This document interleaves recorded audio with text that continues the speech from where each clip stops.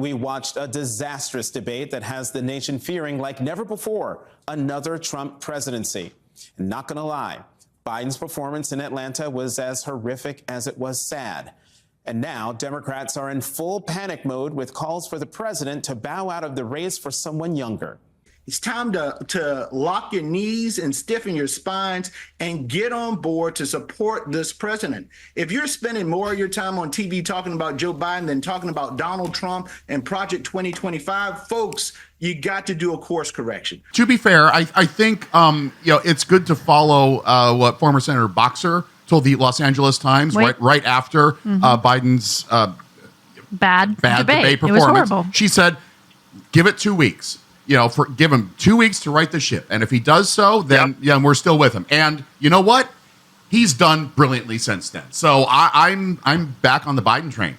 Yay! And I was going to ask that, Chris, because if I can say something quickly, because I think I think what's really important here is, again, we all keep in mind. I'll say it again for the messaging: felon, rapist, coup plotter, Putin friend, all of that. We got to focus on the greatest threat to American democracy that we have ever seen.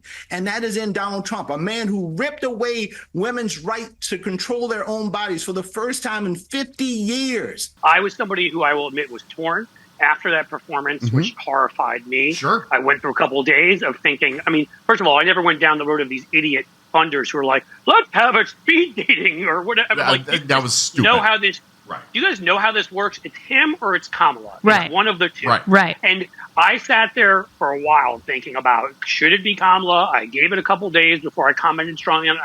I did have thoughts at one point it should go in that direction. But I stayed with Biden. I watched what he did. He absolutely killed it. So I never came out publicly on it just because I wanted to give him a chance before I said anything. Right. And I know you said some things, Chris, and I think that's okay. You know why it's okay? Because we're all on the same freaking side.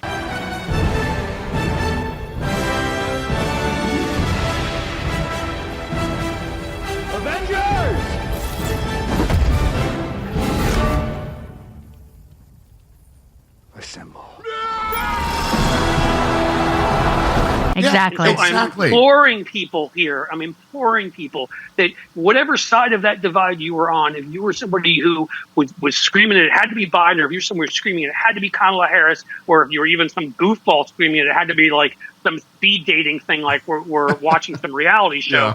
But whatever, we have to all now stop the recrimination.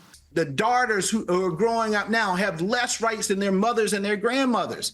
We cannot allow that to continue and to happen. And the focus has to be on beating Donald Trump. And Joe Biden has done it before, and he can do it again. Don't yell at other people. Well, I don't trust you because you said this about Biden. I don't trust you because you said that about Kamala. Guys, we have to all keep our eye on the ball. Yeah. Exactly. Kamala, Joe Biden, and everybody else, Democratic Party, is so far above this criminal, rapist, felon.